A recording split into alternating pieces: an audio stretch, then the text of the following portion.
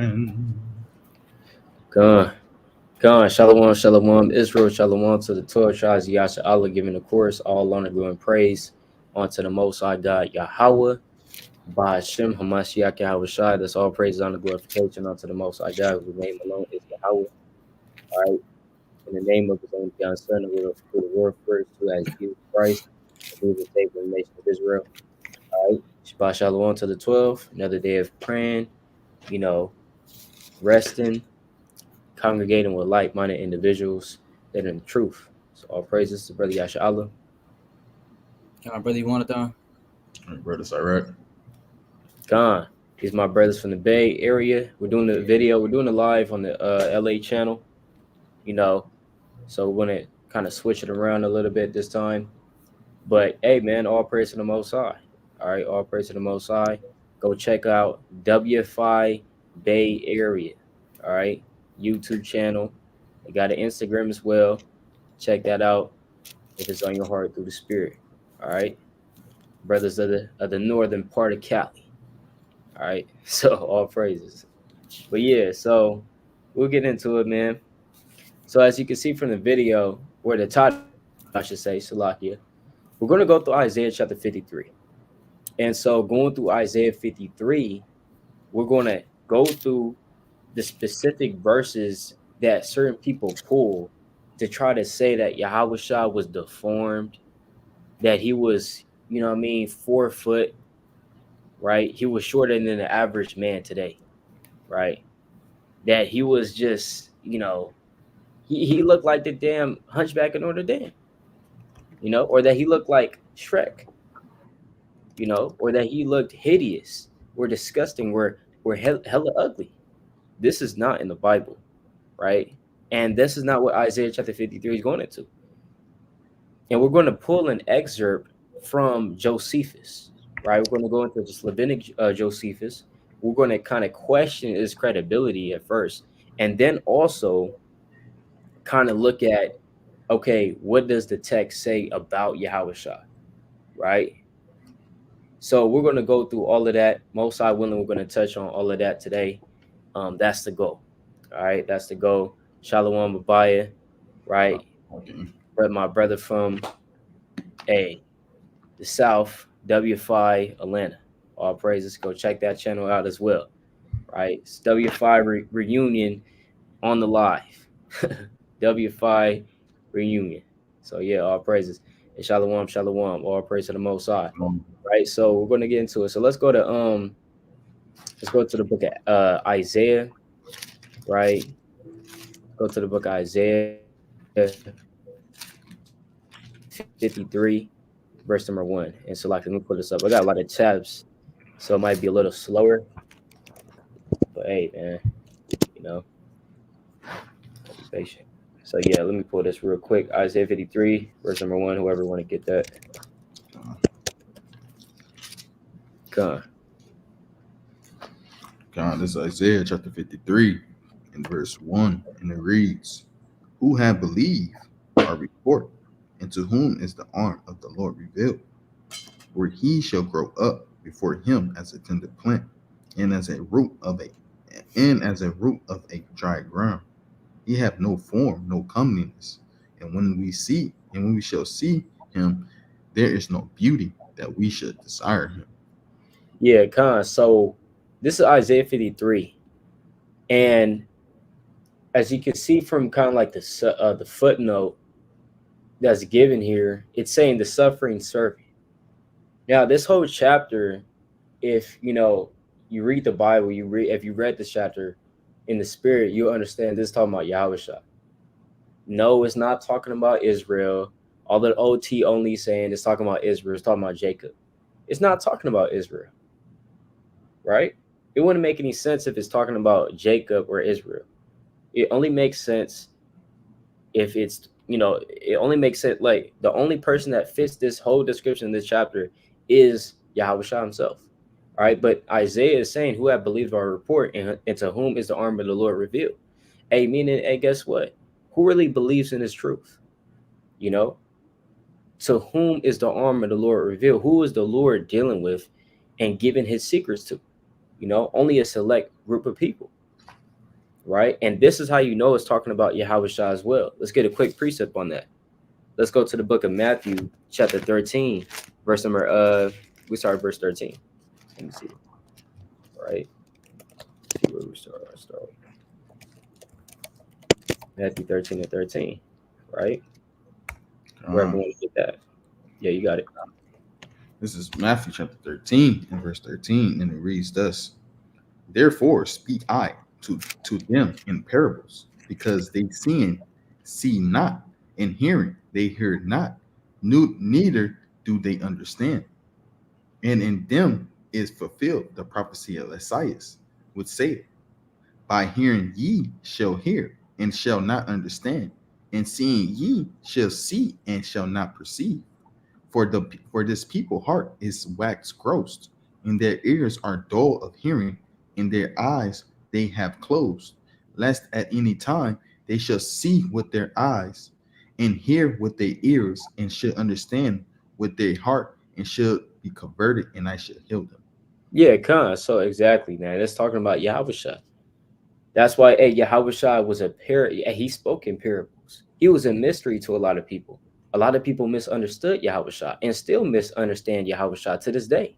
You know, even in to quote the book of Luke, chapter 3, you know, if I'm not mistaken, it says that guess what? Yahweh Shah was for the rising and the falling of many in Israel, right? It was for the rising of many in Israel, meaning that when you believed in Yahweh Shah, now you start to arise. Now you start your ascending onto the Father in terms of spiritually.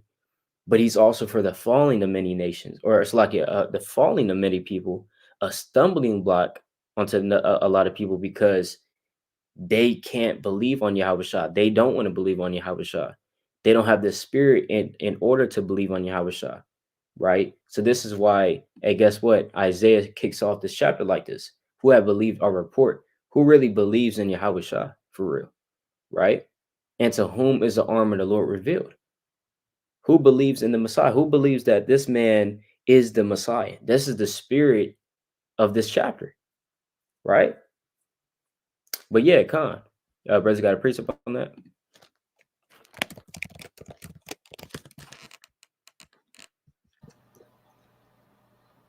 Yeah, Yeah, that's a good point, man. You know, because they want to sit here and you know, bring that out as far as you know, because we're going into that, you know, what they say with Isaiah 53, but that literally, you know, for the people who understand, that's talking about Yahushua. That's not talking about Israel, right? I want to get this in the book of First Corinthians, chapter 2, and verse. I'm gonna start at verse 12, right? You said you put Isaiah 52 and 12. No, 1 Corinthians 2 and Oh, 12. okay. Got it. It says, now we have received not the spirit of the world, but the spirit which is of the Most High, that we might know the things that are freely given to us of the Most High. So we have those things that are freely given to us by the Most High God, Yahweh, right, in the name of his only begotten Son, Yahweh. It says, which things also we speak, not in the words which man's wisdom teacheth, but which the Holy Spirit teacheth, comparing spiritual things with spiritual. That's the point. But the natural man receiveth not the things of the Spirit of the Most High. So if you're not, you know, built up in the Spirit, and you know, the Most High may have not, you know, given you that Spirit to understand, you're not going to understand these things, right? Because it says the natural man receiveth not the things of the Spirit of the Most High, for they are foolishness unto him, neither can he know them, because they are spiritually discerned, right? So the natural man is not going to know from his left to his right. You're not going to know what's going on. You know, that's why we got to apply that precept. Let me get this in the book of Acts, chapter, I think it's chapter 17. Acts chapter 17 and verse 11, right? It says, these were more noble than those in Thessalonica, in that which they received the word with all readiness of mind and searched the scriptures daily, whether those things were so. So these things we got to go back and we got to, look at them and see if they are right or not. Right. But with that, I yield. Yeah, calm. And that's the whole, whole duty of our brothers is on the live today is to get some clarity and get some understanding and search these things out, right? This is St. John chapter 5 and verse 39. It says, search the scriptures, for in them ye think ye have eternal life, and they are they which testify of me, and ye will not come to me that ye might have life. Right? So the Lord said, hey, search the scriptures daily. And just like the brother Yashar was saying, Christ was a damnation to some people, man. And some people may think they have eternal life, and people may think they have certain things, but only the Lord is going to actually give you that grant of life. Nobody knows if they ain't going to get the kingdom of heaven, right? That's why this Lord say, "Hey, search the scriptures daily, and know what's befallen to you, or what is going on through the precepts, right?" Because like the brother said, hey, most people just read Isaiah 53 and think it's just a regular text, man. But it's going through something very weird, real deeper. It don't have to say Yahweh to show you that. It's talking about Yahweh, right? So it's all about searching the scriptures daily in this thing, right? But it says 41, it says, I receive not honor from men, but I know you, that ye have not the love of God in you, right? So the Lord is going to only reveal what's going on, right? He's going to show you if you have the love of the Most High in you, right? You got it, King. Yeah, Khan, exactly, man. So that's why we bring out these precepts, to show basically the spirit of what this chapter is going into, right? Because you go to First Samuel chapter 9. This is the account of King Saul, right? And Saul, he was a very tall man. People liked Saul, right? And they chose him to be their king based off his outward appearance, but not really trying the spirit. And so as we go through this chapter, you're going to understand Yahweh Shah was the opposite of that. Yahweh Shah was not that guy that was, the most rich, the most handsome, the most tallest, whatever the case may be. Saul was tallest amongst men, right?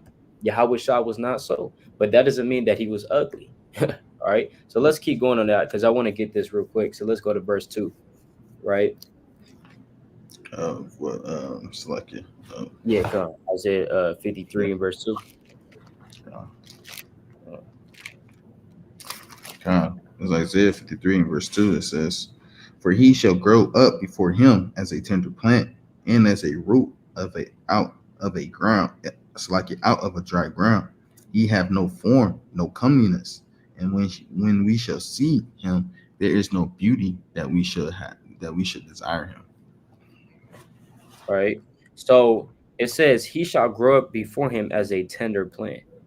This word for tender plant is really going into when you look at it in the Hebrew, right?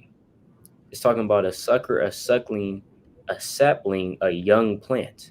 So it's talking about like a young plant, right? So when you look this up, right? So like a very small plant. At this stage, I mean, hey, this is a very fragile plant right here. And this is Yahweh Shah coming up at that dry ground, the dry ground being symbolic of the ground which he came. We know that Hebrews 7:14, he came out of Judah. And it's calling Judah dry because of the lack of water that was in Judah. What is the water symbolic of? The word of life. Because Yahweh Shah came with that water, right? He was the water. You know what I mean? So that lack of water, that dry ground that it's springing out of, right? Again, if you take a plant that, you take a tree, a plant, whatever the case may be, you plant it in the soil in some dry ground, it's going to have a very hard time trying to grow because it's dry, cracks in it. You know what I mean? There's not enough water. it's going to have a very hard time to grow. Where as opposed to putting a plant, a seed into the ground, in which is, abundant with water, in which case this is not the case, right? There wasn't a lot of water there, right? And that water, again, pursuant to the book of John, the 14th chapter, 12, verses 12 on down, that water is going into that water of life, right? That Yahweh Shah comes with. Now, nevertheless, to go back to this, right? It says that he shall spring up like a tender plant, and as a root out of a dry ground. He had no form nor comeliness. And when we shall see him, there's no beauty that we should desire him. This is the point I really want, because it says he have no form nor comeliness. Now, what is that going into?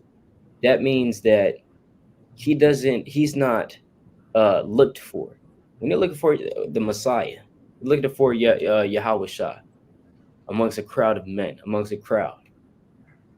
Surely this must be Yahweh Shah right here. Look how tall he is. Look how muscular he is. This must be the King of Kings and the Lord of Lords. This must be Yahweh Shah. Nah, man. He have no form nor comeliness. And when we shall see him, there's no beauty that we should desire him. Meaning that he's not the most handsome. He's not the most flyest with the garments. His beard might have not been the most perfect beard, right? Yeah, certain brothers, they have a perfect beard in there. They kind of shape it up all nicely. You know what I mean? It's growing in a certain way, right? They kind of use what type of oil, whatever type of oils. Whatever genetics. Yahweh Shah wasn't the perfect genetically, made man. That's all that's talking about. It's not saying that he looked like right. He looked, he was hunchback. The hunchback in Notre Dame. Yeah, that he looked like this, man. Oh yeah, so Jesus Christ, he was really hunchback, right? He was, had a long nose. And in fact, let's just pull the excerpt that says that, right? So let's see here. That's not what I want, right? I'm gonna actually pull that excerpt of what we're referring to real quick. Let me find this real quick. Our brothers got it, and then let me bring it out. Right? Yeah, kind of like the brother was saying. Yeah, you got it. Kind of like the brother was saying, like nobody it's not gonna be checking for this Messiah. Or we know it's Christ, man. That's what the precept is going into. And we know that by even the lingo of what the things they were saying about Yahweh Shai, even when he was coming up, right, in the ranks. This is let me get a precept. This St. Matthew chapter 13 and verse. I'm gonna start at 53. It says, "And it came to pass that when Yahweh Shai had finished these parables, he departed thence. And when he was come into his own country, he taught them in their synagogue, and so much that they were astonished." Hey, they was astonished, man. They like, man, who this is Jesus. I mean, it is Yahweh Shai, man. What's going on? They was astonished, right? And he said, "Whence have this man this wisdom and these mighty works?" And they like, man, what's going on? Man, this man got mighty words, mighty works. And what's going on, man? And it says, verse 55, and this is the point. It says, "Is not this the carpenter's son? Right. Is not his mother called Mary, and his brother James and Joseph and Simon and Judas?" Hey, they saw like, man, like this is the carpenter's son, man. How he end up getting out of this wisdom, right? How did Yahweh Shai? This is Mary's son. This is Joseph's son right here. What is going on? So we could tell by even the so-called lingo, they was astonished. Like, where is this coming from? Right? It just to show like the point of 53. I'm gonna read it again. Like the bird was going to, it says, "For he shall grow up before him." So like, "For he shall grow up before him as a tender plant, and as a root out of the dry ground." Right? "He have no form nor comeliness, and when we shall see him, there is no beauty in. There's no beauty that we should desire him." Right? And that's showing the pattern. Nobody desired Yahweh Shai and thought he was even the Mashiach. They even some of his family members even denied. So that's how deep and rooted how far that went, right? So I'm gonna keep reading. It says, "And his sisters, are they not all with us? Whence then have this man all these things? And they were all offended in him." They was offended. He says, "But Yahushua said unto them, a prophet is not without honor, save in his house own country, save in his own country, in his own house." Right? He said, so basically he's saying like, hey, where I'm from, they not even gonna take me as I am. I mean, they wouldn't believe me. The people where I'm from, they don't even believe me. Neither the people in my own home. And that's a lot of times that happens even in the world. You got to go out. You got to go outside where you're from to order to get the notoriety that you so-called notoriety that you should have or claim to have or whatever, or that fame that you think or people believe in you. It's mostly it's going to be people outsourced that's going to really uh, believe in you more than people from your own city or from your own household. But Khan, yeah. And Khan, so like I found it through the spirit.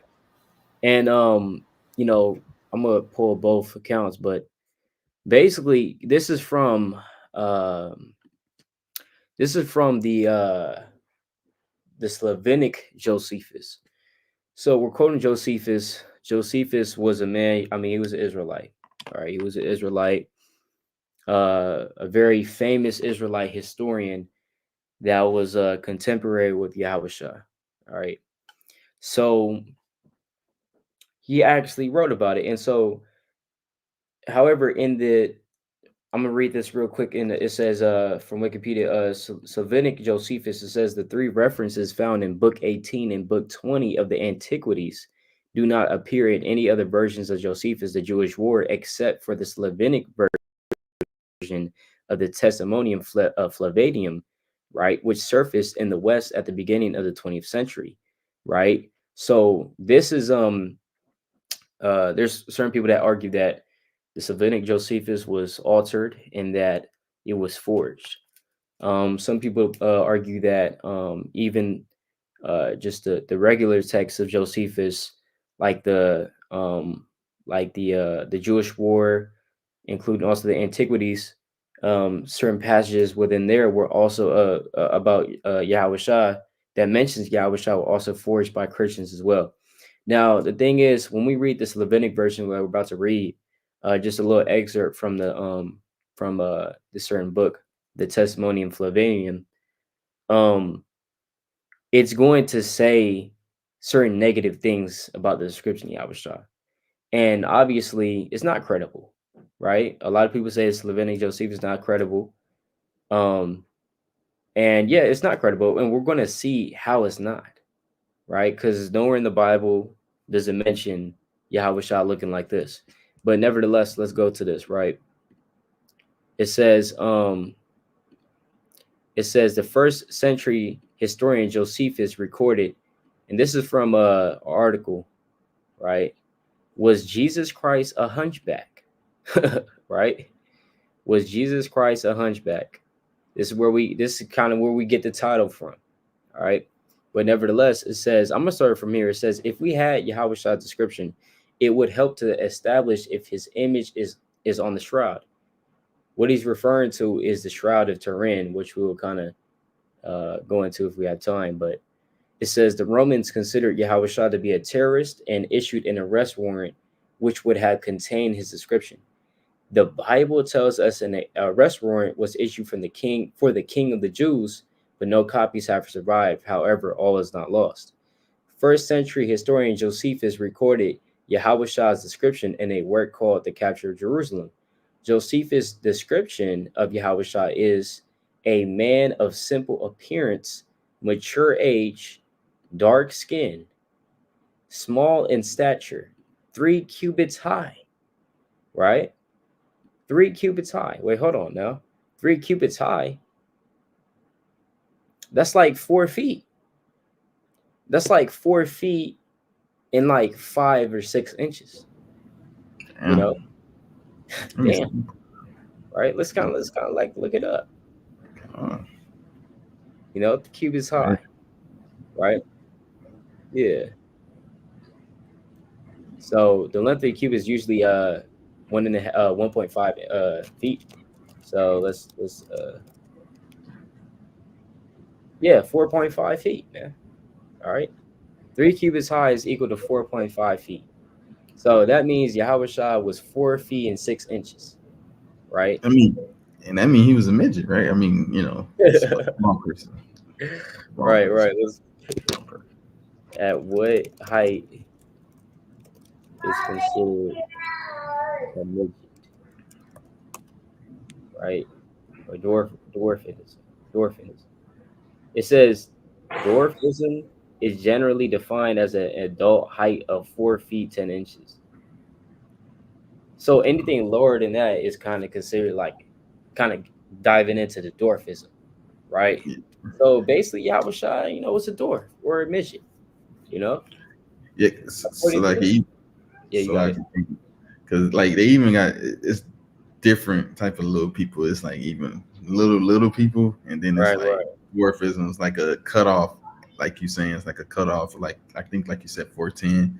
It's like Yeah, okay, that person is a so-called dwarf, and if you right. lower than that, you'll be so-called, you know, a smaller person, you know, aka midget. You know, so Oh, that's okay. crazy.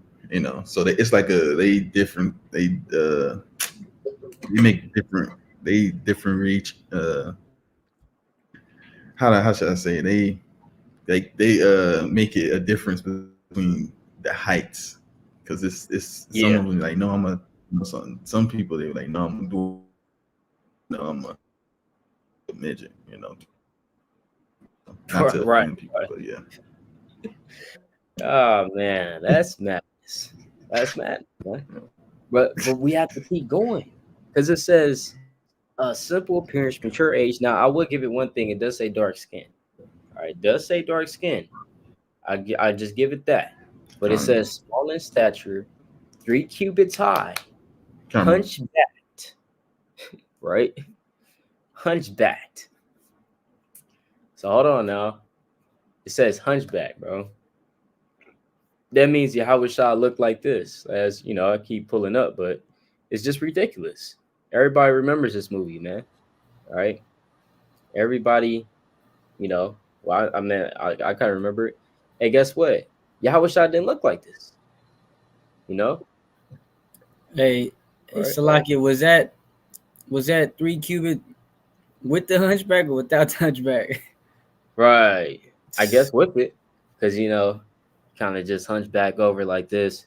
He's suffering from a very severe case of scoliosis, you know, a very severe case of how do you spell that? Scoliosis, man. Scoliosis is a spinal deformity that causes an abnormal sideways curve in the spine, often in the shape of an S or a C.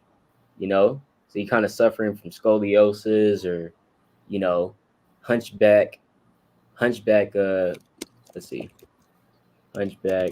Uh, what's it called? Just yeah. So, kyphosis, right? If I'm saying that right, is a spinal disorder that occurs when the upper back becomes abnormally rounded forward, right? So basically, Yahweh Shah was walking around like this, you know. So when he split the sea, right? When he kind of split the sea, this is how he was looking. I mean, not split the sea. When he stopped the waves of the sea, the storm, when they were in the ship, this was Yahweh Shah. When he was on the cross, this is what he looked like, right? This is literally what the forged text of Josephus says, man.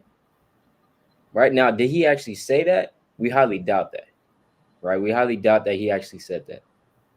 All right. But nevertheless, this is what the kind of the text says. All right. So this is madness, you know. But yeah, it says a hunchbacked with a long face, long nose, right? Long nose. What Jake do you know has just like a long nose? Last time I Salakia. Yeah, you got it. Shalakia, because the long nose. Now, this is how we know this got tampered with, man. Because Yeah. you know a lot of these damn right Amalekites, these damn fake Jews, hey, they the ones with the long nose, man. Right.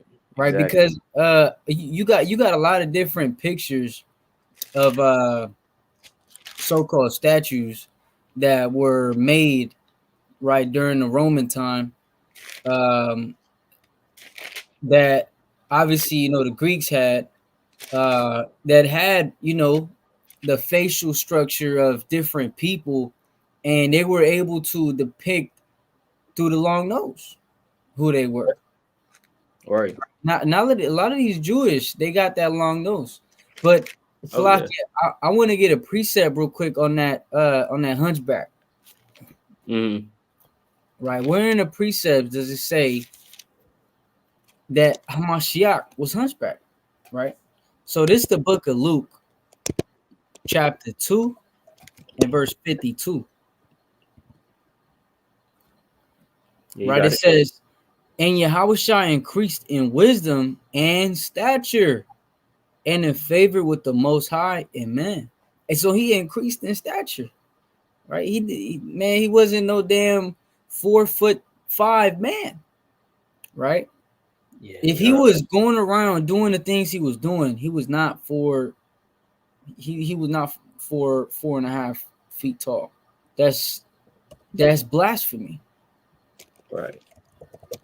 Now, and again, and no, that's a good point, man. That's a good point. Now, as a brother said, he increased in stature, right? Now that could be again twofold, right? But nevertheless, when you keep going, it says hunchbacked with a long face, long nose. Now, again, as we're going through, we know that Israelites as a whole do not have long noses like Esau does. Right. We know, as a brother said, Amalek has long noses, right? We know who has the bridge nose, right? It's either Ishmael or Esau, all right? They have the bridge noses, but it says meeting eyebrows. You mean to tell me Yahweh just kind of had meeting eyebrows like this, A right? unibrow. A unibrow, exactly. Just a unibrow, just walking around a unibrow.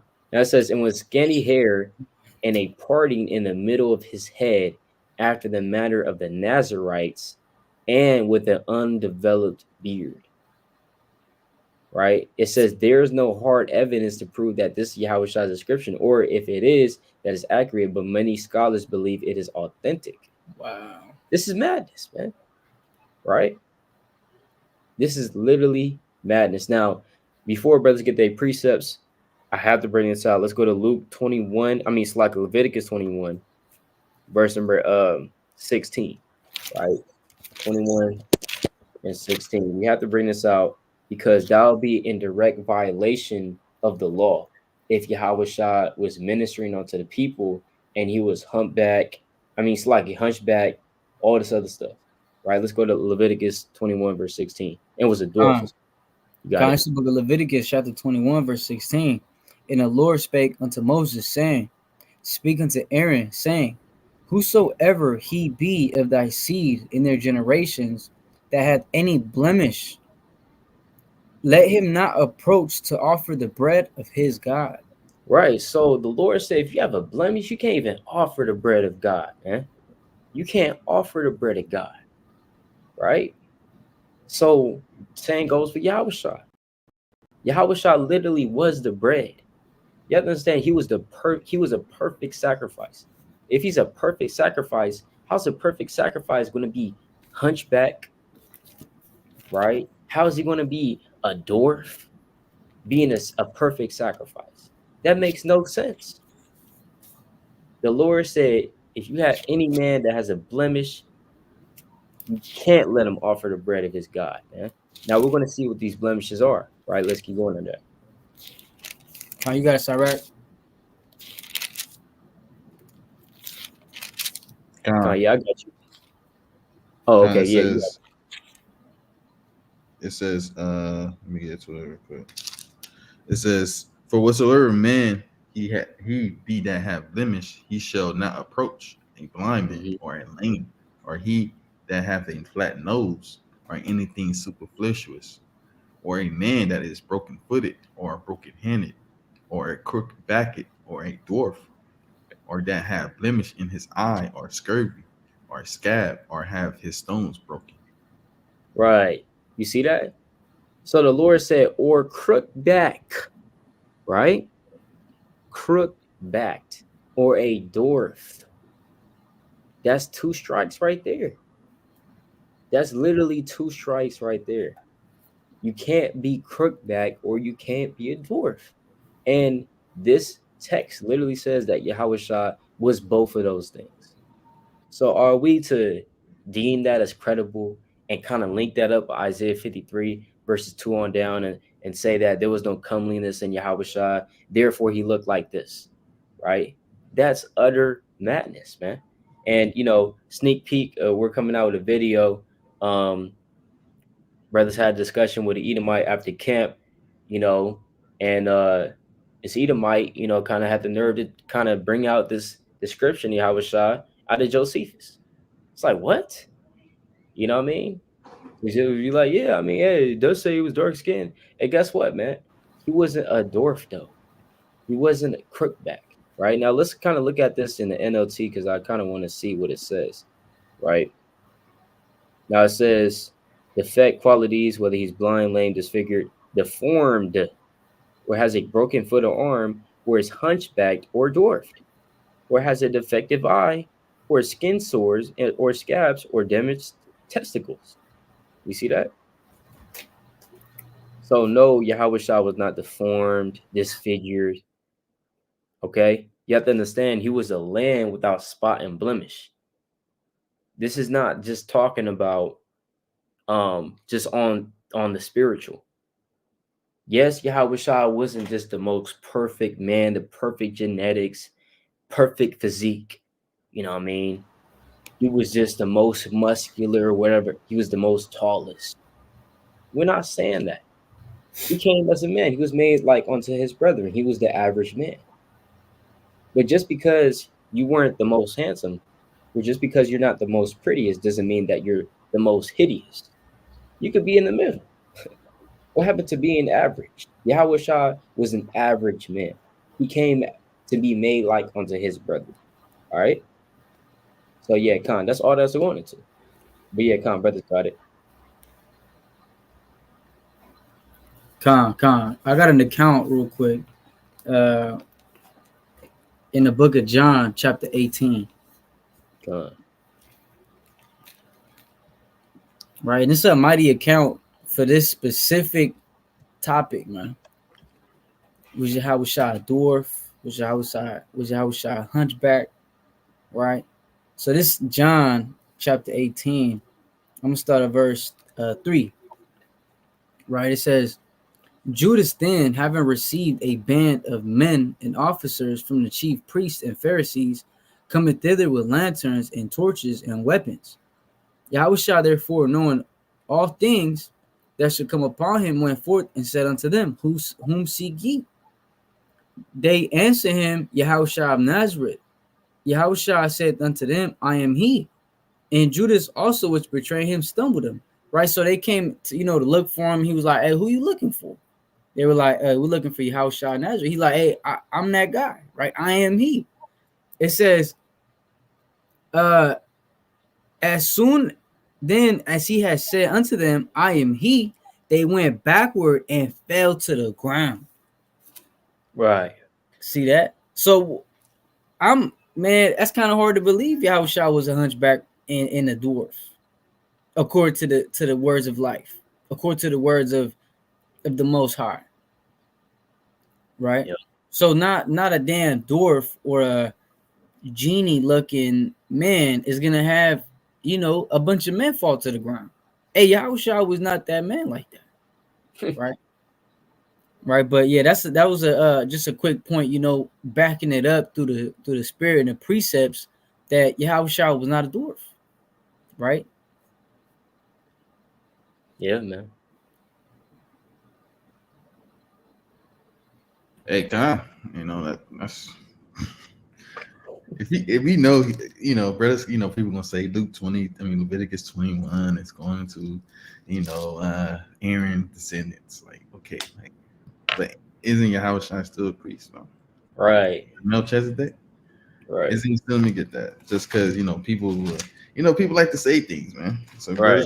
brothers got to prove everything to the spirit. Let me get that real quick.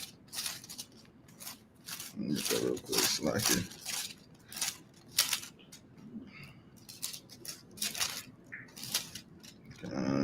This is Hebrews chapter 7.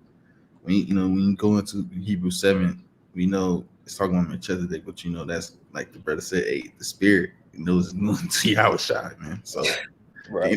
this is Hebrews 7, and I'm gonna start at 14. It says, I'm gonna start at 13. It says, dang, man, this is good, but just for taking time. This is 7. This is Hebrews 7. I'm gonna start at 12. It says, for the priesthood being changed, there is made a necessity, a change also of the law. For he whom these things are spoken pertaining to another tribe, of which no man gave attendance at the altar. For it is evident that our Lord sprang out of Judah, of which tribe Moses spake nothing concerning the priesthood, right? But we know, this man, Yahushua, he's from the order of the Melchizedek priesthood, right? Prove it, keep reading. It says, and it is yet far more evident for that after the similitude of Melchizedek, there ariseth another priest, who is made not after the law of carnal commandment, but after the power of the endless life. For he testified, thou art a priest forever after the order of Melchizedek. So after all, the Yahushua is also indeed a priest as well. And we all are a kingdom, a nation of priests as well. So you could say Leviticus 21 is going to the Levitical priesthood, but it's also going to a Yahushua is also a priesthood as well, right? Right. I guess, right? That's a good one too, man. That's a good precept, man. Hey, I guess Zacharias and Christ was the same height, man. And we know, Zedekiah was a small stature, man. When you go into the precept, man. Let's Over put there, that out. you said, well, I said, yeah, let's actually bring that out when you if you finish with your point. Con, yeah, I got 2 precepts real quick. Oh yeah, you got it. Dang, where I was going with it. Okay, Con, and like the brother was going to earlier, and he said he mentioned a Yahushua being that lamb and things like that, and him being deformed, him then having those blemishes according to Leviticus 21, he wouldn't be able to be that perfect sacrifice. Right. Right. Let me get that. That's in Exodus chapter 12 and verse 3. It says, speak ye unto all the congregation of Israel, saying, in the 10th day of the month they shall take to them every man a lamb according to the house of their fathers, a lamb for their house. And if the lamb be too little for the lamb, household be too little for the lamb, let him and his neighbor next into his house. I'm gonna get to the point. This is it says verse 5. It says, your lamb shall be without blemish, a male of the first year. You shall take it out of the sheep or from the goats. So this man should have no type of blemishes. He should have no type of or gal, no type of deceit. No, nothing's going to be hindering him. No hunchbacking, no dwarfism, because we went through the precept, man, right? And going into what one thing was going, I'm saying, hey, you think people is gonna be scared of a hunchback? Man, how they was treating the hunchback at the Notre Dame, man? Hey, they was treating him bad, man. They was treating him bad, like he was a joke, man. They would be treating Yahushua like he was a joke, a real joke. He would be the butt of all jokes, man. And we know it, man. Right? This is Saint Luke chapter 19 and verse verse 21. It says this is what I want.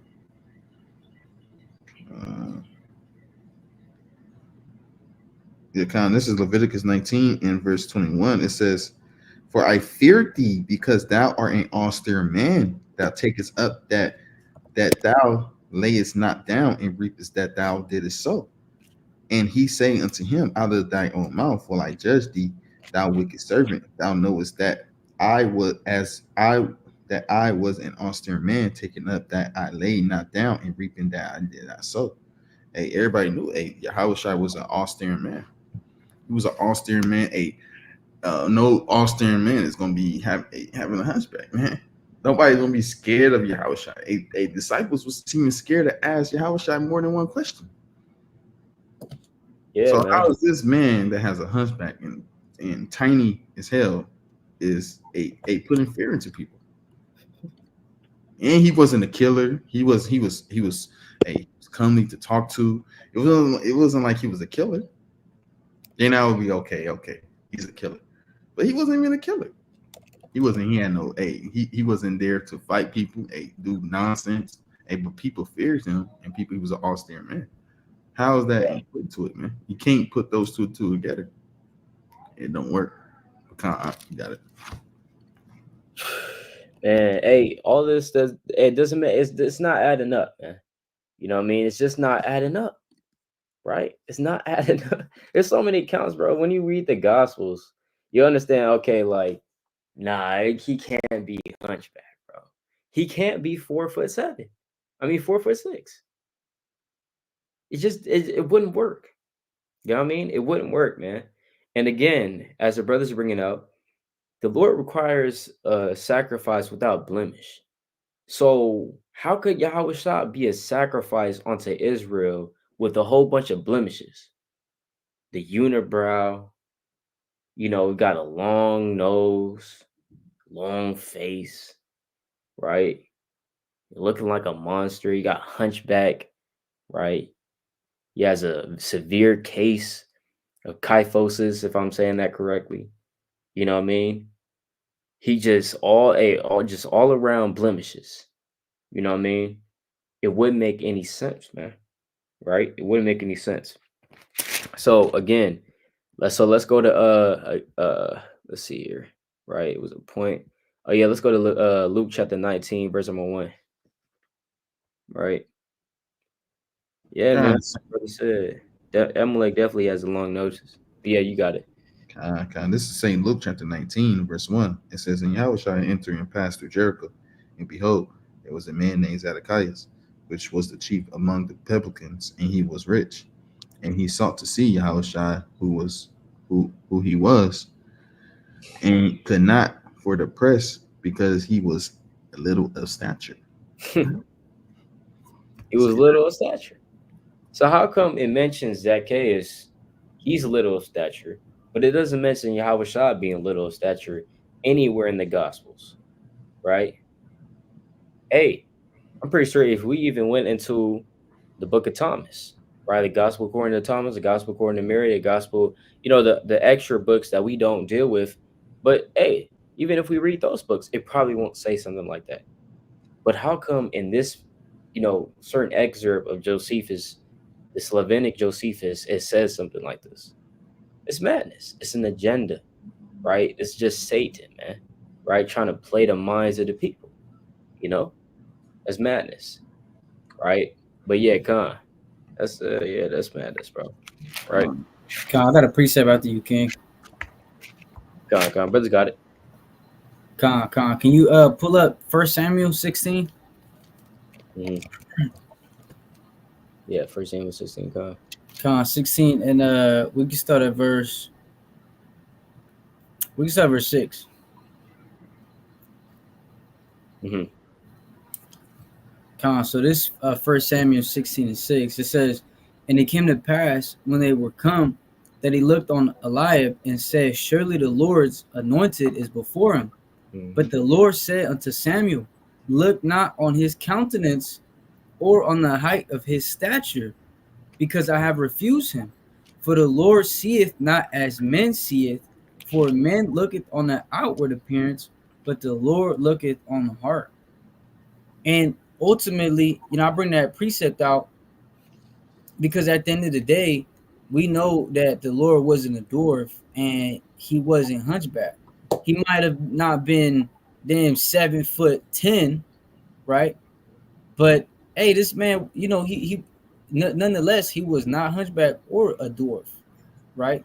And even if he was of but what's the the natural height of a man right now? I think Like they five say it's like 5. It's like five 5. seven or something? Yeah, Yeah. like 5'6" up, I believe. 5'6" is Huh. average. Yeah, the average, the water. So even if he was 5'6", 5'7", 5'8", 5'9", you know, that would still mean that he wasn't a dwarf, you know. But I want to get one more precept real quick, King.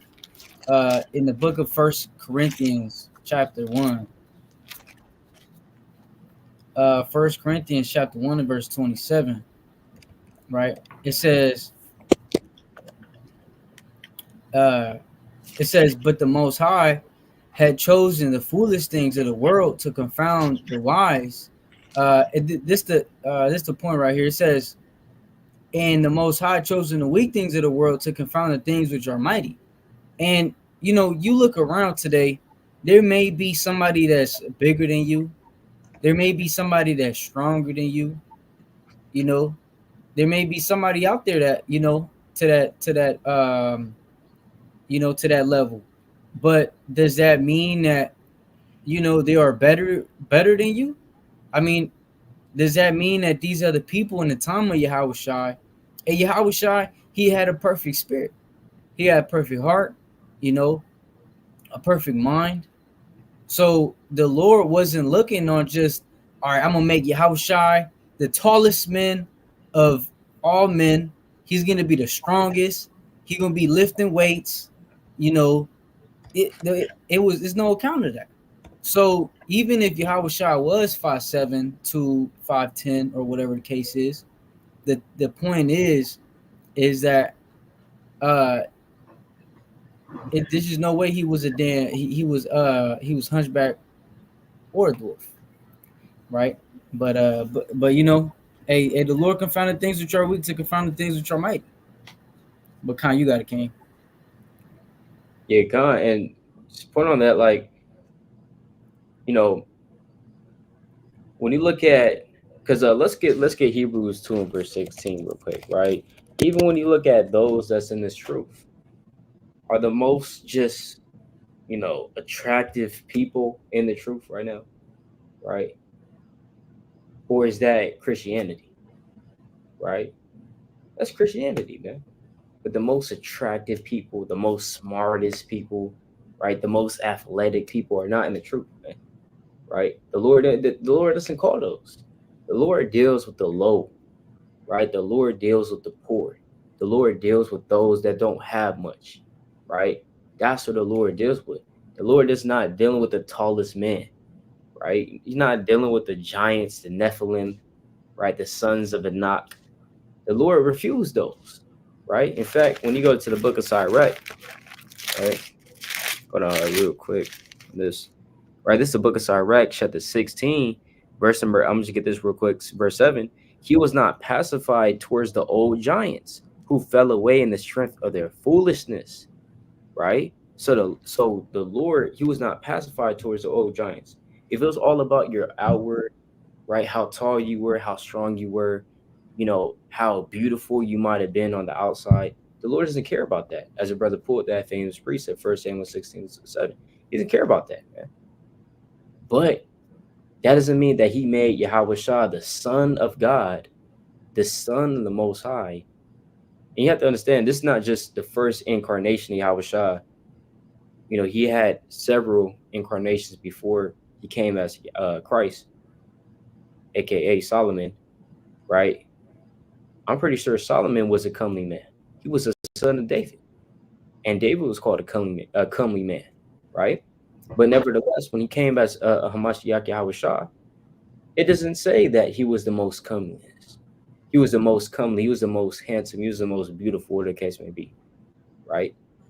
But he wasn't the most ugly either. All right, that's one thing. So let's go to Hebrews chapter 2, verse number 16. All right, I can get it. Hebrews chapter 2, verse number. Okay, yeah, you got it. God, this is Hebrews chapter 2, verse 16, and it reads, "For verily he took not on him the nature of God and of angels, but he took on him the seed of Abraham. Wherefore, in all things, it behooved him to be made like unto his brethren, that he might be merciful and faithful high priest in things pertaining to Yahweh, to make reconciliation for the sins of the people. You see that? It behooved him, meaning that it benefited him to be made like unto his brethren, right? So, in the same way his brothers were made, that's how he was made. He was made like unto his brothers. He was made like unto the average Judite in Israel. So, if the average Judite was 4'6", you know what I mean? Hey, guess what, man? The average Judite today is not 4'6", bro. And we understand through the process of time, 2,000 years ago, the average man was probably more focused. He was more disciplined. He was more, stronger, right? Because we didn't have to deal with all the GMOs, right? The estrogen in the water, the dirty water that we have to deal with, the contaminated things that's decreasing your testosterone, the tin foil that you cook your food in, the non-stick skillets that you cook your food in, the containers that you might store your food in, whatever the case may be, the food that you're eating. I mean, even the computers, the phone, the internet, just messing with your brain waves. Hey, all of this, they didn't have to deal with that 2,000 years ago. So the average Judite man was perhaps taller, stronger, right? This is speculate, is stronger, faster, more healthier than the average Judite today, right? But nevertheless, it says that it behooved him to be like made like unto his brethren. So again, his brethren were not. If you believe that Yahweh Shai looked like this, that means that his brothers also look like this too, and that all Judites were just dwarfs, right? Come on, man. That's super far fetched. All right. So yeah, that's dismissed, man. All right. Anybody else had anything else on that part? Locking. Um, All right. All praises. So we're going to read the second account, the more genuine, the more untampered account of Yahweh Shah by Josephus. All right. So I'm gonna read this real quick. So this is the Antiquities 1863. All right, Antiquities 1863. All right. Um, so I'm gonna read the first one, now I'm gonna read the second one as well. It says about, so this is Josephus right here. This is more of a genuine account. Okay. So this is an account of Yahweh Shah. It says, about this time lived Yahweh Shah, a wise man, if indeed one ought to call him a man. For he was the achiever of extraordinary deeds and was a teacher of those who accept the truth gladly. He won over many Jews and many of the Greeks. He was the Messiah when he was indicted by the principal men among us, and Pilate condemned him to be crucified. Those who had come to love him originally did not cease to do so, for he appeared to them on the third day, uh, restored to life, as the prophets of the deity had foretold those and countless other marvelous things about him. And the tribe of the Christians, so named after him, has not disappeared to this day. Now, a lot of people say that, okay, this excerpt in Josephus had to been forged. And the reason why they say that is because, as this person is explaining right here, it says, although this passage is so worded in the Josephus manuscripts as early as the 3rd century church historian Eusebius, it says scholars have long suspected a Christian interpolation. So they suspect that a Christian interpolated this into the text later after Josephus, after he published the manuscripts. So, I mean, it could have been a case, it could have not been. But nevertheless, we're about to read the original account, the more genuine account that is pulled from the Arabic. All right. But when we read the second account, we're going to see that it doesn't really differ too much between the two. Right. And the reason why they say this had to be interpolated was because Josephus was not a Christian. He didn't believe in Yahweh, right? He was a historian, among other things, and he was like your average Jake, right? Your average Jake today doesn't believe in the Bible like how you believe it, right? He doesn't, he's not really going to believe that like that. He might know of the truth. Say like you took a Jake historian today, right? He studies history, right? He writes down works, he writes down what's happening. He's a scribe of this world, right? He writes down his accounts, he records, right? He kind of interviews the Nation of Islam, he interviews the different, sects among the world, the Christians, right? He interviews the Muslims, right? Whatever the case may be, the Buddhists, and then he come across the Hebrew Israelites. He kind of interviews them and kind of writes that in his book, in his log, where he makes a report about that. Kind of similar to Josephus. He heard about the Christians. He heard about Yahweh Shah. Doesn't mean that he really necessarily believed in them, right? So it says what? So this is more of the I'm gonna read this right here. It says in 1972, however, Professor Shlomo Pines of the Hebrew University in Jerusalem announced his discovery of a different manuscript tradition of Josephus' writings in the 10th century. All right, Melkite historian Agapus, which reads as follows. It says, at this time, there was a wise man called Yahweh, and his conduct was good, and he was known to be virtuous. Many people among the Jews and the other nations became his disciples. Now, that's one questionable thing right here, though. Other nations, where's the account of other nations becoming disciples of Yahweh, right? So whenever I read this account, it's like, what other nations became his disciples? Now, we understand that during a specific time of Yahweh during John chapter 12, we do know that there were certain Greeks that did follow Yahweh, right? That's true. But his main disciples were Israelites. He didn't go outside of Israel. And any of his disciples that were of other nations had to come to Israel because he didn't go anywhere else. He didn't go outside of that region, right? It says Pilate condemned him to be crucified and to die. But those who had become his disciples did not abandon his discipleship. They reported that he had appeared to them 3 days after his crucifixion and that he was alive. Accordingly, he was perhaps the Messiah. So instead of saying that, without a shadow of doubt, he was the Messiah, right? People say, okay, that's kind of random. Like you just said, he was the Messiah, which we can kind of see how that's interpolation. But nevertheless, whether it's interpolation or not, we don't need Josephus to validate Yahweh Shah. We already know he's the Messiah, right? And we have the text to prove that he was Yahweh Shah. But nevertheless, it says, accordingly, he was perhaps the Messiah, concerning whom the prophets have reported wonders. And the tribe of the Christians, so named after him, has not disappeared to this day. You see that? So that's what they say.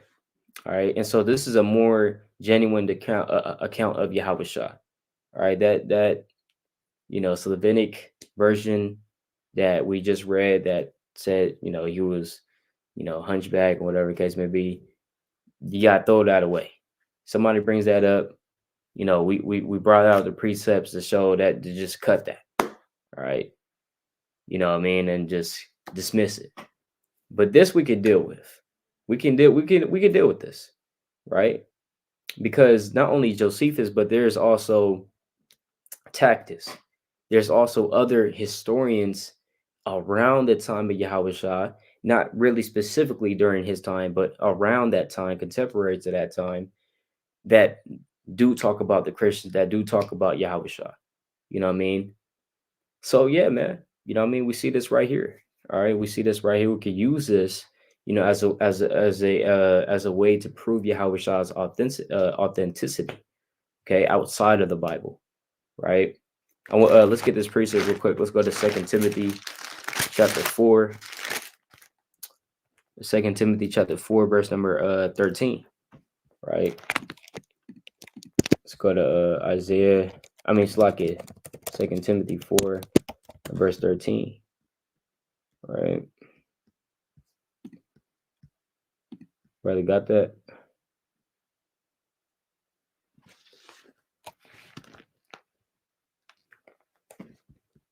Second Timothy chapter 4, verse 13, and it reads, it's 4:13, right? Yeah, come. It says, the cloak that I left to Troas with Carpus, when thou comest, bring with thee in the books, but especially the parchments. Yeah, Having- come. Exactly, man. Yeah, sometimes you might have to dive into the books, into the parchments. Now, when you go to the NLT, it says, when you come, be sure to bring the coat. The coat I left with Carpus at Troas. Also bring my books and especially my papers. See that? So you need your notes, you need the books that go into, proving, okay, Yahushua was a real person. And there's people outside of the Bible that actually talk about Yahushua, being a real person, man. So hey, all praises. All praise to the Most High. Brother, anything on that? um, I got a point of the Slavonic when we was going into the first Yeah. one, the spirit. When you even go like we was going to the Slavonic Josephus, right? It's when you go into that word Slavonic, it goes back to what to relate it or to denote to the Slavic language family, right? Mm-hmm. So when you break that down, it's all like Poland, Ukraine, Bulgaria, North Macedonia, Russia, Serbia, and those type of land masses, right? Yep. So like how you was talking, how he was going into the text and how it had the long nose and the hunchback and different things like that. And then when you go into the history of that land, the so-called Ashkenazi Jews come from there.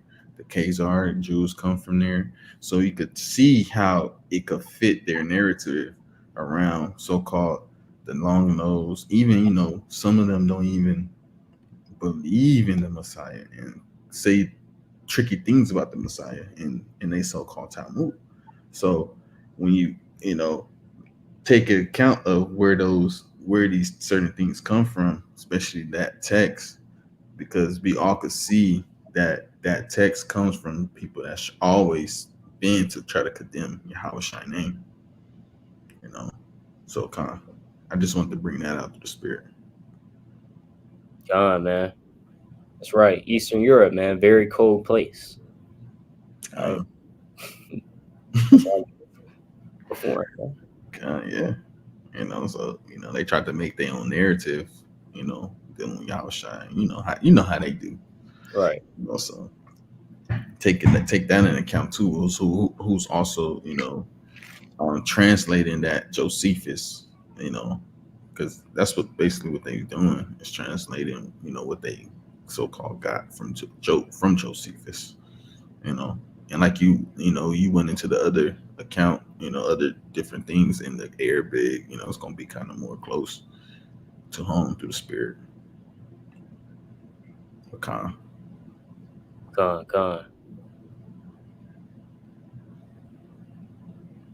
Yeah, no, that's right, man. That's right.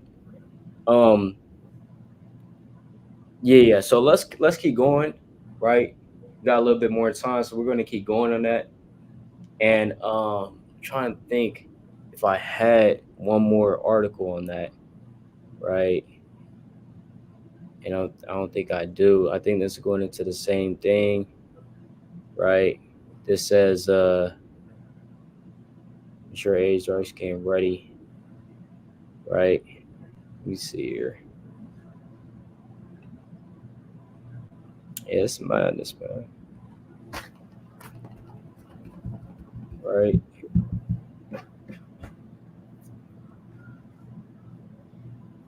This is saying the reconstructed original text. Then you have the Christian alterations. See that?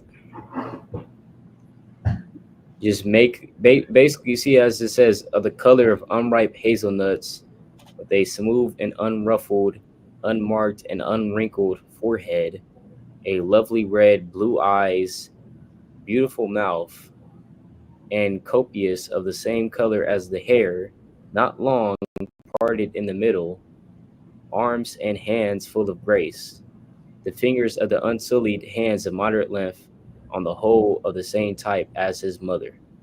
That's madness right there, man. Well grown, venerable, erect, handsome, goodly, black, with a good eye, could love him and curly. It says, oh, could take love him and fry. This can't be here, but have him curly. Yeah, man, that's madness right there. Okay. So All right. like, Yeah. so like the Christian alteration, it Yeah. sounds like they just lusting after him, man. Just making stuff up along the way. Just adding to the precepts. Just add in, bro. Right. Hey, what the Lord say, man? Let me get this in the book of Deuteronomy real quick, chapter 4. Right, real quick, man. Right, because this is for everybody that wants to add something that's not in there. Right, this is the book of Deuteronomy, chapter 4, and verse number I'm gonna start verse number 2. It says, "Ye shall not add unto the word which I command you, neither shall ye diminish out from it, that ye may keep the commandments of the Lord your God, which I command you." Right. So these early Christians, they wanted to alter the text because they know that Jake and Eve was not gonna be in the history like that. Because a lot of these other nations, they know that, or they think, right, that the well-learned Israelite men and women can't get so much wisdom, knowledge, and understanding. But the thing that they're missing is that the Lord provides us with that. The Lord gives us the spirit of discipline, right? The Lord gives us the spirit of remembrance, and we put in effect all of these different things to where, hey, we finally know who we are now. Time is up for Esau. Time is up for all of these other nations, man. Hey, we increasing through wisdom, knowledge, and understanding. We no longer on the block. We no longer in the trap. We no longer damn in the streets, just slanging whatever we got to do. Hey, we reading, man, right? So, and we know that through the Spirit, hey, man, this word is about to be over, right? This word is about to be over, and like the Lord said in 2 Ezra 6:9, hey, for Esau is the end of the world. Jacob is paraphrasing, the one to come after Esau. So, with that I yield. Hey, yeah, Khan. No, that's right, man. That's definitely right. Now let me bring this out. So this is a sneak peek. We haven't posted this yet, so you're getting it live, exclusive content. All right. Subscribe to the Patreon to get the exclusive content. All right. Awesome. But hey, all praises. Hey. You don't have to subscribe to none, man. Hey, but this is exclusive content. It's going to come out in the near future, but we just got to bring out certain videos before we get to this one. But nevertheless, this is a more, as the brother's going into, a more better description of Yahweh Shah. Okay, because what we just read, that's why you gotta be careful, man. A lot of people, they're going to try to paint their own narrative about Yahweh Shah. Why do you think people believe in white Jesus, man? Because this lie has been perpetuated throughout the four corners of the earth for so long that it's almost deemed as the truth, right? If you tell a lie and people believe it for so long and pass it down to generation to generation, it's going to become a truth, So, although it's not a truth, but it's going to become a truth to them, right? So, this is a more accurate depiction because it was a brother that came up when we were at camp, on Hollywood Boulevard. It's a brother that came up out of nowhere, and the dynamic of it was he looked just like, you know, if you took John the Baptist, if you took Elisha the prophet, if you took one of our mighty forefathers, you took like, hey, even a random Jake from the ancient world, and you transported him to 2024 in the middle of LA, this would have kind of might have looked like, right? But nevertheless, this is the brother right here, right? I don't know if there's I know I got a good shot of him, but Come. Clarence. Yeah. hold on, so like, I'll let it catch up real quick. Clarence. You see that, brother? You got the mighty bear. You see that brother right here? Right, hold on. Let me see if I zoom in. I kind of zoom in a little bit. Let me see. Yeah, so this is the brother right here. See that? Look where look what he's wearing, man. In the middle of Hollywood, right? This is in the middle of Hollywood. It's Hollywood Highland.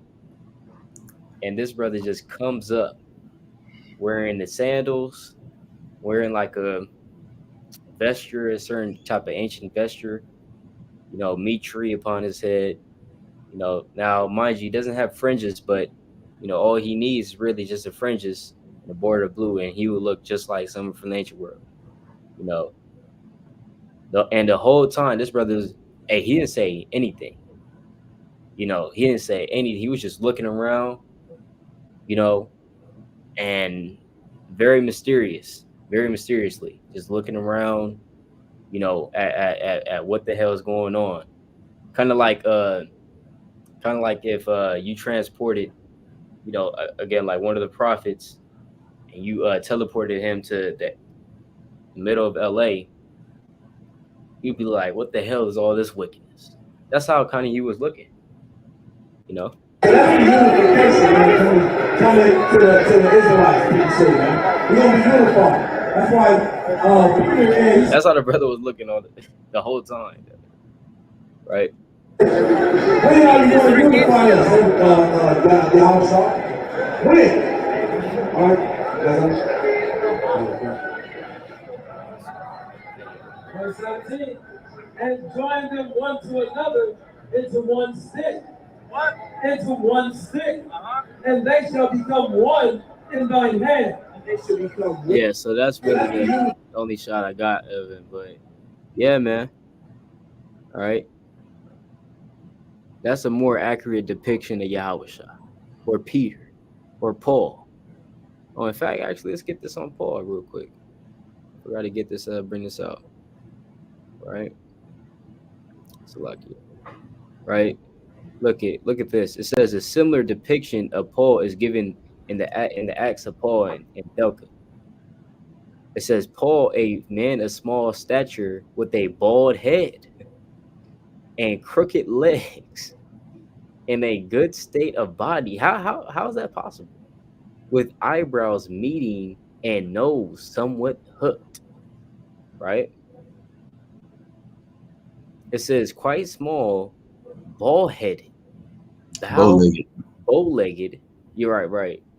With knees far apart, with meeting eyebrows, large eyes, a long nose, and a red, florid face.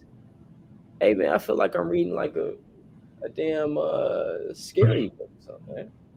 You know? A horror book. Stephen Hawkins. You know? So it's crazy, right? And so now, not only did they lie on Yahushua, now they lying on Paul, right? He was a small man, a bald head, crooked legs, right? Knees far apart. What's with the unibrow, man? Why does everybody have to have a unibrow? Right? long nose. So you see how they're painting the narrative, man. You know full well, no Israelites we don't really have long noses. Like, we know Paul was a Benjamite. You look at the Benjamites today, do they have long noses? and a red florid face? The average Benjamin. No, right? This is madness. And also that, Paul was a man of 3 cubits. So he was the same height as Yahushua. So they were both like 4 feet, 6 inches. So that's why Yahushua really, he kind of took Paul under his wing, Acts chapter 9, because, hey, it kind of looked similar, right? Man, it's madness, man. All right. So yeah, this from this article right here. But yeah, man, this is all documented, and we're dismissing the lies, bro. We're not dealing with that, man. All right, we're not dealing with that. How we doing on time? Okay, hour 20. All right, all praises. So brother, say something on that. If not, we'll just get a few more verses in Isaiah 53, break it down, and then we'll close it out. God, I got a precept of the Spirit. This is St. John chapter 7 and verse 37. It says, "In the last day, the great day of the feast, Yahushua stood and cried, say, If any man thirst, let him come unto me and drink. He that believeth on me, as the scripture has said, out of his belly shall flow rivers of living waters." So, hey, the Lord said what the scripture says, not, all the nonsense that's going on with these other accounts that people want to say. Hey, the scriptures say one thing, and the scriptures, hey, don't even really give in great detail what your house shot look like, man. Yeah. They don't go into super depth. That's how you know it's not that important, because if it was important, to give, oh yeah, okay, how shy he was 5'11", he had a scar under his eye. It went into great detail, man. Just like how he went into great detail about what he looked like in Revelations, right? It gave a great account about what he looked like. So take that and stop trying to make your own theories and own things of what Christ made him look like. Because the Spirit of the Lord is dwelling in the Holy Scriptures and nothing else, man. You're not dwelling in a lot of these other books that don't have the Spirit, or it's not backed by the Spirit. They just say that. There's a lot of historian books, historic books and things like that. You can use it, but a lot of things are just be folly, man. It's just folly and madness, just to deter you from the truth, right? Kind. Con, I got a precept. It's the book of Acts, chapter 5, verse 29. Then Peter and the other apostles answered and said, We ought to obey the Most High rather than men. Right? And it's because a lot of men lie. A lot of men get in their feelings, especially these early Christians that are not Israelites, that want to just tamper with everything.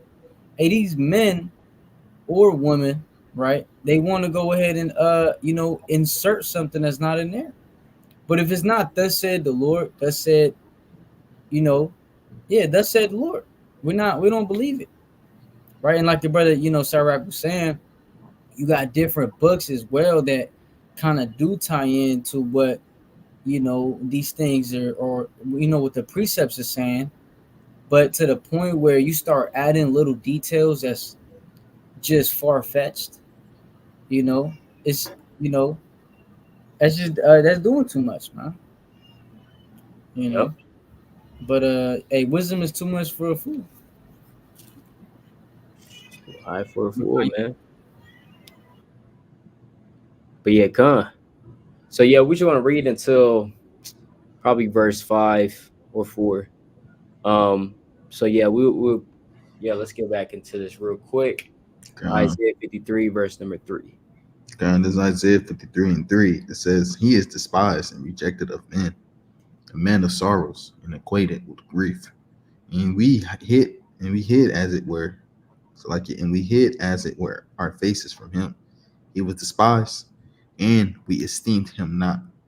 Right. So he was despised and rejected of men, a man of sorrows That's why when you go to Matthew 11 and verse 18 on down, Yahushua was called a wine bibber because he was drinking, right? He wasn't a drunkard, but he was drinking, man. Proverbs chapter 31, verse number 5 on down says, hey, give strong drink to those that, like have heavy hearts. Let him drink and let him forget his sorrow. So, Yahushua, he wasn't an alcoholic, but he would drink, man, because he's a man of sorrows. A lot of the times, Yahushua was by himself, man. He will rise up early, and guess what? Rise up early, boom, he's out the door. He's outside, praying to the Most High, early in the morning, right? He'll go over here, boom, right? Hey, Matthew chapter 14, verses 20 on down. The disciples are in the ship. It's literally 3 o'clock in the morning. He's walking on the water, right? Yahushua, man, he was always on the go, right? But this man, he was a man of sorrows. He was acquainted with grief. And he was despised. Did not the brother bring out the precept in Matthew 13, verses 54 on down, right? Is this not the carpenter's son? Get out of here, man. And in fact, they said to Yahushua, hey, he have a devil. In John chapter 10, verses 19 on down, it says he have a devil, right? You got a demon on you. They're saying you got a demon on you, right? You don't know what the hell you're talking about. So he was despised. He was rejected, man. Not because he looked like the hunchback Notre Dame, but because of what he stood for. That's why, right? Because of what he stood for, because of how his spirit was, right? Just like, a lot of individuals that may be in the truth, may be dealing with spirits of depression. You used to be the life of the party. You're not the life of the party anymore because, you're in the truth, right? Hey, your family might reject you. Might be going through it at work. You're down. Hey, you might have lost your 3rd job. Ever since you came in the truth, you've been through 3 jobs. Whatever it is, we go through sorrows as well because, we're going through that life that Yahushua also had to live, right? So yeah, we see this, man, contrary to, what Christians may believe. Look at Jesus, laughing, right? You could probably pick that out, right? He's laughing, right? He's kind of laughing with John, right? The disciple whom Yahushua loved.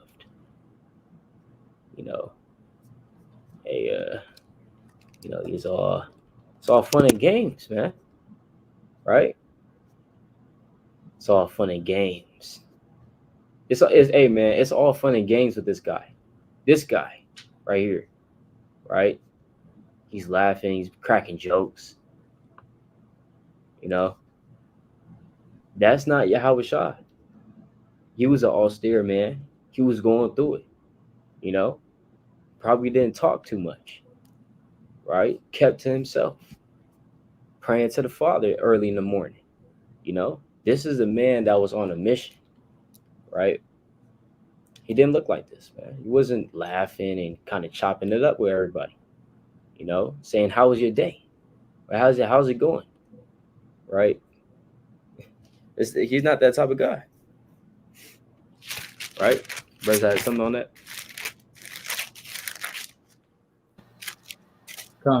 Keep going. Con. This I want to get a Matthew real quick, chapter 26.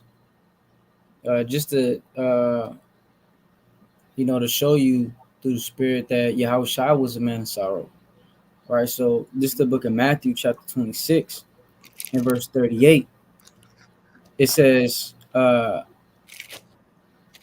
then said he unto them, my soul is exceeding sorrowful. Right? Even unto death. Tarry ye here and watch. Can you pull up the definition of exceedingly or exceeding, Baba Gashan?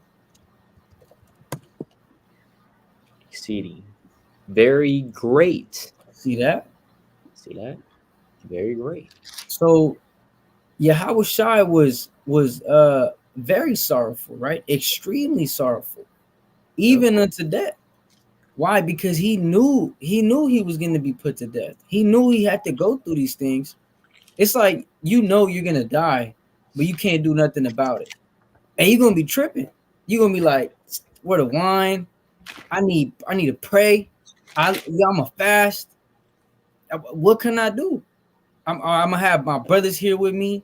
You know, they're gonna be with me, but then they keep falling asleep, and they can't stay up with me. What do I do? Hey, Yahushua was extremely sorrowful, man. Right? That's why he had to pray to that's why he was praying in the account of Luke. That's why you know, an angel came and was strengthening him. Right? Let me get that real quick. What's that? Luke chapter 24, I believe. Oh yeah. No, I think it was 22. If I'm not mistaken. Oh yeah, 22 and verse 43. Yeah. Right. It says, and there appeared an angel unto him from heaven, strengthening him. And that's what we need. We need that strength, right? Because just like Yahushua was a man of sorrows, like Yahshua was saying, we sorrowful as well. So we need angels strengthening us. We need ultimately Yahushua to strengthen us, so we are able to endure and to, you know, go through the same thing as Yahushua for the elect's sake. But you got it, King. Right. You know, hey, like the brother, hey, pulled out. That's a mighty precept, man. Let me get this precept real quick. Hey, cause hey, even that, man, when you go back to that precept, hey, even he was like, hey, take that cup from me, Father, if it be thy will, man. Hey, no, man, hey, no, take the cup from me, man. You know, Right. hey, he didn't want to deal with it. You know, so hey, so the Lord, hey, when he was getting down to it, he was like, man, I don't even want to do this, man. But he like he wanted to say, hey, he knew he had to. You know. Okay, let me get this precept real quick. This is St. Matthew chapter 8 and verse let me get 18. It says, now when Yahushua saw great multitudes about him, he gave commandment to depart unto the other side. As a certain scribe came and said unto him, Master, I will follow thee whithersoever thou goest. And Yahushua said unto him, the foxes have holes, and the birds of the air have nests, but the Son of Man hath not where to lay his head. And so, Yahshua was talking about earlier. Yahushua, man, he was always on the move. Literally had no place to lay his head, man. Hey, most people go insane. In 2024, if you don't have no place to lay your head in today, hey, brothers would be going insane, man. Hey, don't know what to do. Hey, be down on yourself. Hey, don't know how to maneuver in this thing, right? Hey, but Yahushua, he always was in that sorrowful state, man, because even from birth, man, from birth, he was here to what? To save his people, man. The whole reason he was even born. Just imagine that you born just to save your people. You know you're gonna die at a certain point in time. You know what I mean? That's like the brother was on. That mess your head up, man. You can't do nothing about it. You know, can't do nothing about it. You praying to the Most High Yahweh, and Yahweh ain't listening, man. Not like that, but yeah, you got to do this, man. It's already prophesied. You got to do it. You got to die. It's understandable.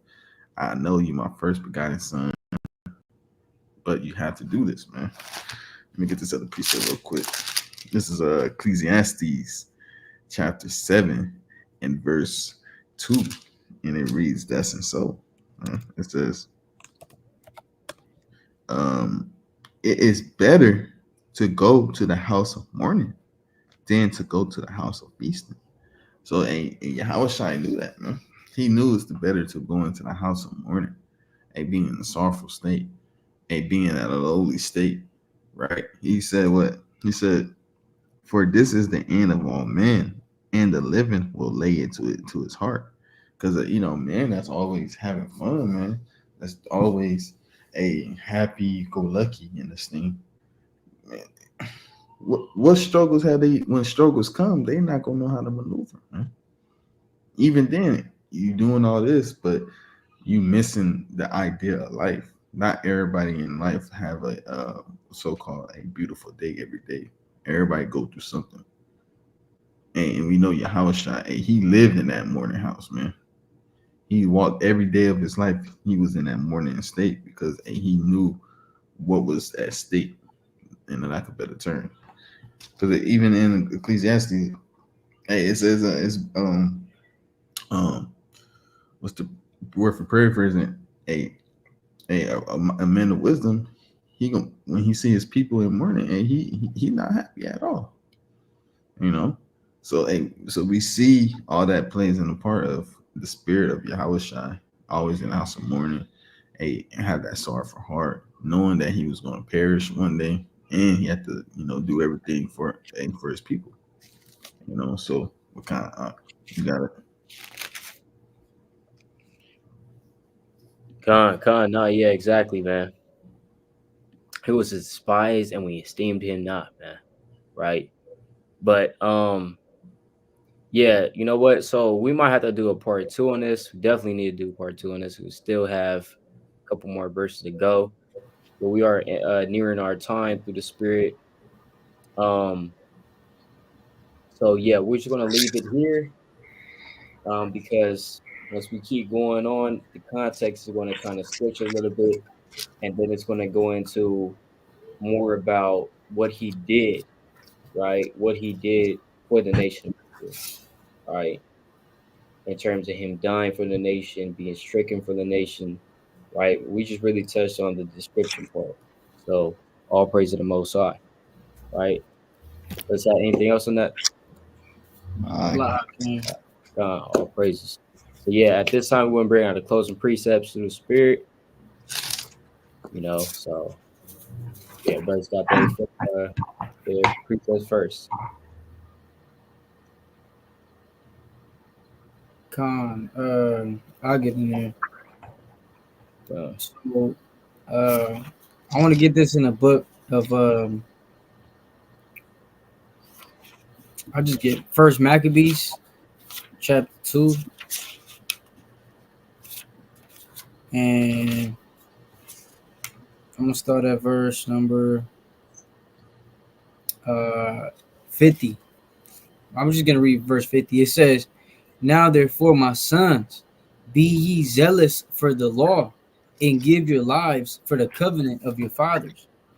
So we got to be zealous toward the law, right? This is why we in a predicament we in, right? We coming back to the law, statutes, commandments. So we got to be zealous for that law, right? And what it says, and give your lives for the covenant of your fathers. So Yahushua was a prime example, giving his life for the covenant of our fathers, right? Giving up that ultimate sacrifice for the whole nation of Israel, right? To be able to receive that salvation through the mercy and grace of Yahweh Bashim Yahushua, right? So keeping the commandments, keeping watch, and be on fire, and give your lives for the covenant of your fathers. That's right.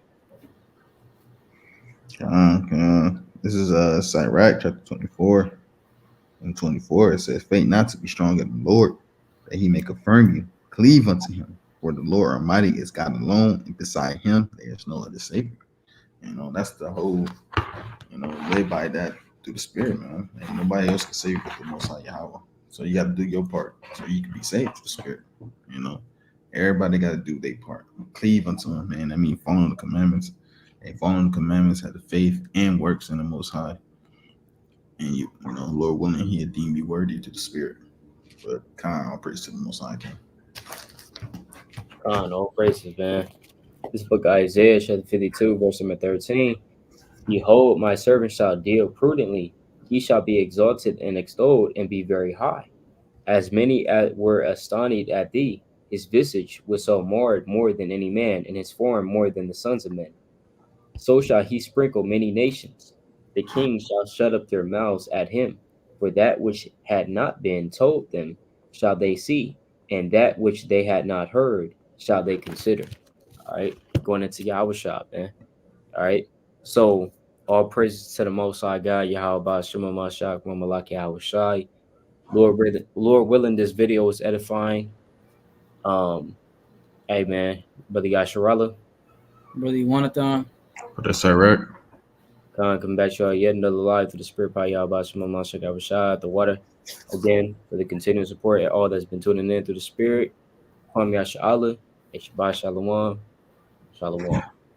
Shalom. Come.